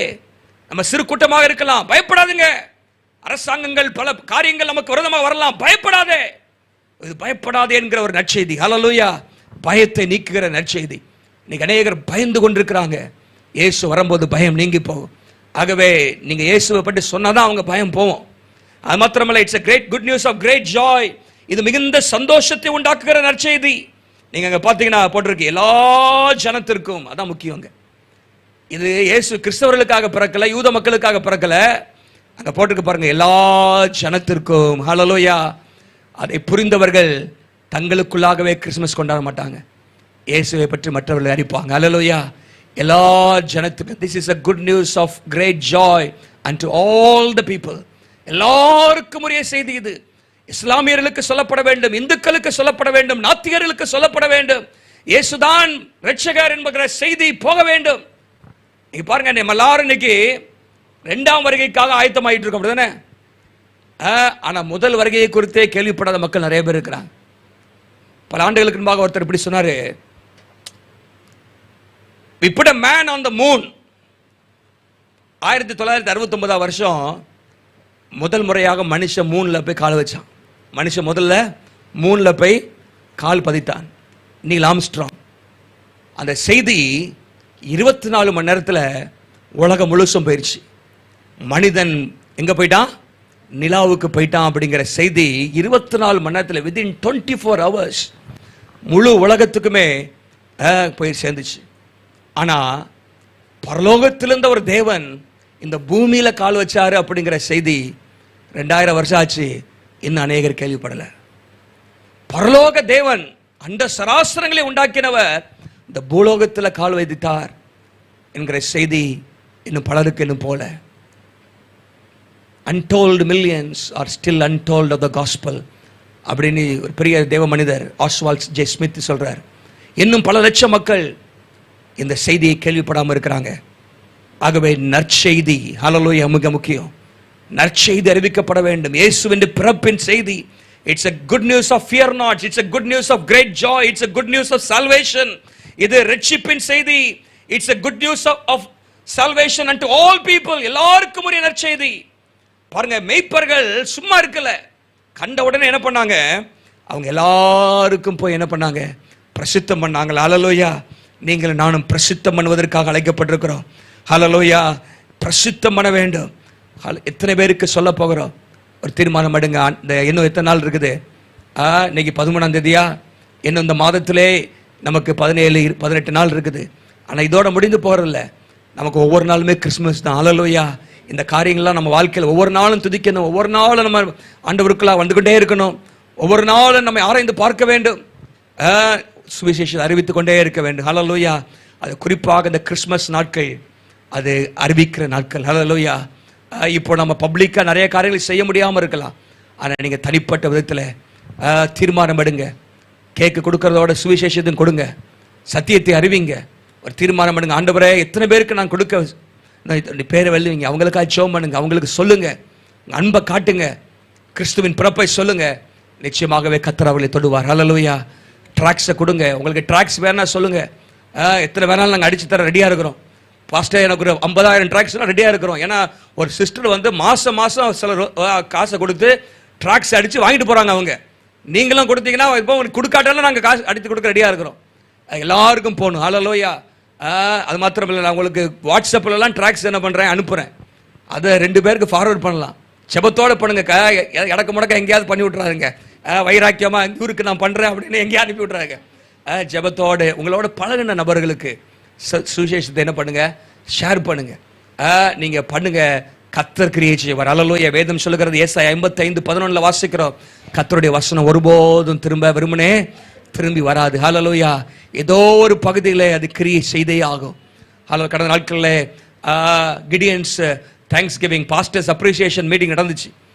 நீங்க பார்த்தீங்கன்னா எத்தனையோ சாட்சிகளை கேள்விப்பட்டோம், எத்தனையோ சாட்சிகள். நீங்க பார்த்தீங்கன்னா அந்த பேப்பர் கிழிச்சு போட்ட பைபிளில் ஒரு பேப்பர் எத்தனையோ வாழ்க்கையை மாற்றி இருக்கிறது. அதை படிச்சு பார்த்து பொட்டலம் போட்டு பார்ப்பாங்க பார்த்தீங்களா, அதை படிச்சு பார்த்து ரட்சிக்கப்பட்ட எத்தனையோ பேர் ரட்சிக்கப்பட்டிருக்கிறாங்க. ஒரு வசனம் தொட்டிருக்கிறது, ஒரு பேப்பர் தொட்டிருக்கிறது. எனக்கு பல ஆண்டுகளுக்கு முன்பாக கிடியன்ஸ்ல ஒருத்தர் சொன்ன ஞாபகம் இருக்கிறது. நீங்க மத்தேயு 28ஆம் அதிகாரம் ஏற்கனவே சொல்லியிருக்கிறேன். 20ஆம் வசனம் மத்தேயு 28:20 இங்கிலீஷ்ல இதோ, தமிழ்ல இதோ உலகத்தின் முடிவு வருதுன்னு இருக்கு பாருங்க. அது இங்கிலீஷ்ல லோ ஐ ஆம் வித் யூ ஆல்வேஸ் அப்படின்னு இருக்குது. அப்போ அந்த வசனத்தை வச்சு ஒரு பிரசங்கியார் பேசினாராம், சர்ச்சில் பேசியிருக்கிறாரு. லோ ஐ ஆம் வித் யூ ஆல்வேஸ் அப்படின்னு சைனாவிலேயோ எங்கேயோ பேசியிருக்கிறாரு. அந்த ரோட்ல போயிட்டு இருந்தவன் பேரு லோ. அவன் பேர் என்னது? அவன் பேர் லோ. இவன் உள்ள லோ ஐ ஆம் வித் யூ ஒருத்தர் உள்ள சொல்றாரு, நம்மளை கூப்பிடுறாரு அப்படின்ட்டு உள்ள வந்திருக்கான் சர்ச்சுக்குள்ள. அவன் பேர் என்னது? லோ. லோ அப்படின்னா இங்க தமிழ்ல இதோ, இதோன்னு சொல்ற மாதிரி லோ அப்படின்னு ஒரு வார்த்தை. உள்ள வந்து வசனத்தை கேட்டு ரட்சிக்கப்பட்டான். அவர் எல்லாம் பார்க்கலாம். அப்போ லோ அப்படிங்கிற 2 எழுத்து கூட உள்ளத்துல கிரியை செய்யுது. அப்போ நீங்களும் நானும் கொடுக்குற ட்ராக்ஸ் கிரியை செய்யாதா? பேசுற வார்த்தைகள் கிரியை செய்யாதா? நம்ம அனுப்புகிற செய்தி கிரியை செய்யாதா? நிச்சயமாகவே கிரியை செய்யும். ஹல்லேலூயா. நீங்க ஜெபத்தோடு பாரத்தோடு செய்தீங்கன்னா ஒரு மனுஷனுக்கு பெரிய ஆசீர்வாதம் என்னன்னு சொன்னா, பரலோகத்துல நீங்க சுவிசேஷத்தை அறிவிக்கும் போது பரலோகத்தில் மிகுந்த சந்தோஷம் உண்டாகும். ஹல்லேலூயா. ஒரு பாவி மனம் திரும்பும் பொழுது பரலோகத்தில் மிகுந்த சந்தோஷம் உண்டாகும். நீங்க பாருங்க, அந்த நீங்க ஒரு ஆள் ரட்சிக்கப்பட்டாரு நீ சொல்லி உங்களுக்கு உள்ள தெரிஞ்சுனா அதை காட்டிலும் பெரிய சந்தோஷம் இல்லை. ஹல்லேலூயா. உங்க மூலமாக சில ரட்சிக்கப்பட்டு சபைக்கு வராங்க அப்படிங்கிற உங்களுக்கு உணர்வு இருந்துச்சுன்னா அதை காட்டிலும் பெரிய சந்தோஷம் ஒன்றுமில்லை. என்னுடைய பிள்ளைகள் சத்தியத்தில் நடக்கிறார்கள் என்ற சந்தோஷத்திலும் அது யோவான் சொல்றாரு. யாரை குறித்து சொல்றாரு? சொந்த பிள்ளைகளை குறித்து அவர் சொல்லவில்லை, அதுல சேர்த்துக்கலாம். ஆனா என் மூலமாக ரட்சிக்கப்பட்டவங்கலாம் சத்தியத்தில் நடக்கிறாங்களே, நான் நடத்தினவங்கலாம் இயேசுவை ஏற்றுக்கொண்டு சபையிலே நல்ல ஊழியம் செய்கிறார்களே, அதற்காக பெரிய ஸ்தோத்திரம்னு சொல்றார். ஆகவே நீங்களும் நானும் சுவிசேஷ பணியை செய்யணும். ஹல்லேலூயா. இயேசு சீக்கிரமாய் வரப்போகிறார். அவருடைய பிறப்பின் நற்செய்தி அறிவிப்போம். இந்த 5 காரியங்களும் நம்முடைய வாழ்க்கையிலே நாம் இருக்கும் என்று சொன்னால் இந்த கிறிஸ்துமஸ் நாட்கள் ஒரு அர்த்தமுள்ள நாட்களாக மாறும். மறுபடியும் என்ன சொல்ல விரும்புகிறேன், டக்கு வேகமா போடுப்பா. ஹல்லேலூயா. 5 காரியங்கள். நம்பர் 1, 5 ஆங்கிலத்தில் 6 என்கிற வார்த்தை நீங்க ஞாபகம் வைத்துக் கொள்ளலாம். Number 1, rejoice with praise and thanksgiving. நன்றியோடு கலிகூர்ந்து ஆண்டவரை துதிங்க, ஸ்தோத்திரம் பண்ணுங்க, ஆண்டவரை பாடுங்க, கிறிஸ்துமஸ் பாடல்களை பாடுங்க, ஆண்டவருக்கு நன்றியை தெரிவிங்க. repent of your sins, பாவங்களை விட்டு மனம் திரும்புங்க. பாவத்தோடு நம்ம வாழக்கூடாது. இன்றைக்கு தான் மனம் திரும்பும், நாளைக்கு அல்ல, இன்னைக்கு.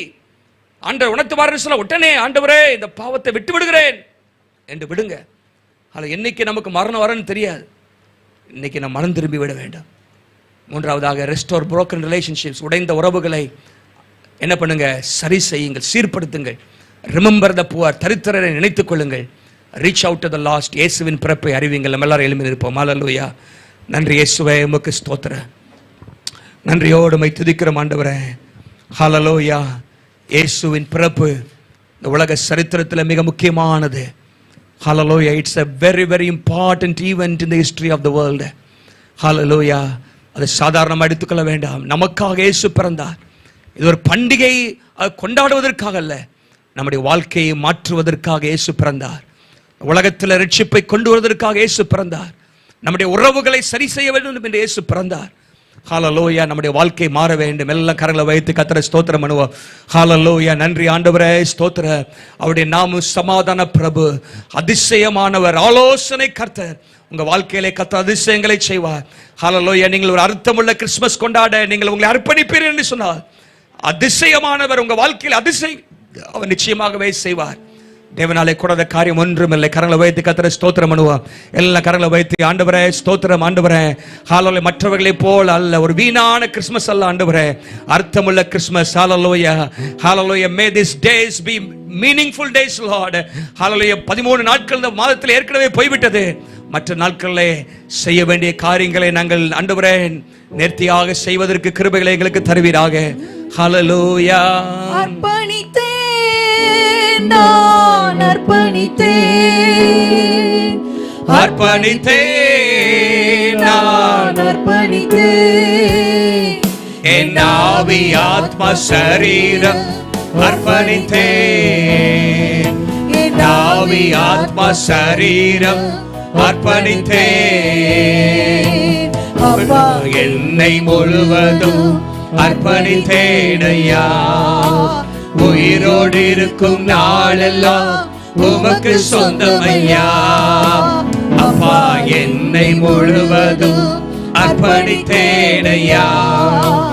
உயிரோடு இருக்கும் நாளெல்லாம் உமக்கு சொந்தம். கரங்களை வைத்து அர்ப்பணித்தேன், நான் அர்ப்பணித்தேன்,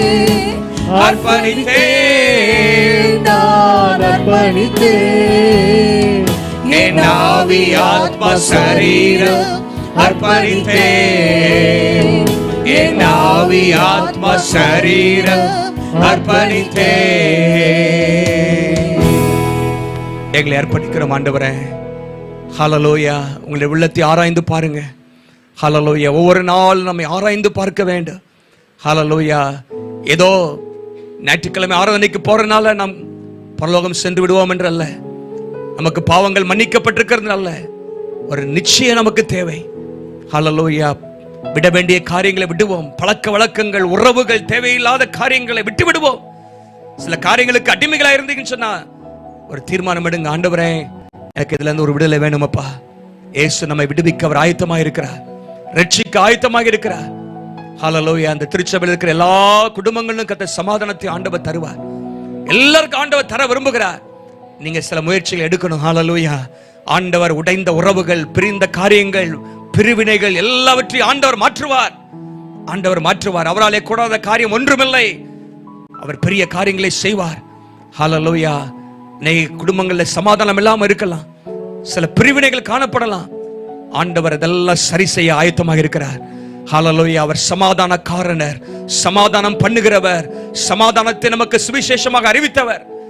ஹல்லேலூயா. உமக்கு நன்றி அப்பா. எங்களை அர்ப்பணிக்கிறோம். அநேகருக்கு இந்த நாட்களில் உம்முடைய அன்பை அறிவிக்க தெரிவிக்க எங்களுக்கு கிருபை தாங்க. எங்களை அபிஷேகம் பண்ணுங்கப்பா. இந்த நாட்களை எங்களுக்கு அர்த்தமுள்ளதாக மாற்றித்தாங்க. சபையில் இருக்கிற எல்லாரையும் ஆசீர்வதிப்பீராக. நல்ல சுகம், பலன், ஆரோக்கியத்தை ஆண்டவர் அதிகமாக எங்களுக்கு தருவீராகப்பா. எல்லா வைரஸ் கிருமிகளுக்கும் உடைய பிள்ளைகளை விலக்கி தொடர்ந்து பாதுகாக்கும்படியாக நாங்கள் ஜெபிக்கிறோம். உடைய கிருபை கூட இருக்கட்டும். ஆசீர்வதிங்க. இயேசுவின் நாமத்தில் ஜெபிக்கிறோம் பிதாவே, ஆமென். என் ஆத்துமாவே கர்த்தரை ஸ்தோத்திரி, என் முழுவதுமே பரிசுத்த நாமத்தை ஸ்தோத்திரி. என் ஆத்துமாவே கர்த்தரை ஸ்தோத்திரி, கர்த்தர் செய்த சகல உபகாரங்களையும் மறவாதே. ஆமென். நம்முடைய கர்த்தராகிய இயேசு கிறிஸ்துவின் கிருபையும் பிதாவாகிய தேவனுடைய அன்பும் பரிசுத்த தேவாவியானுடைய ஐக்கியமும் சமாதானமும் பிரசன்னமும் நம்ம நேரோடு கூட இன்றும் என்று சதா காலம் இருப்பதாக. ஆமென்.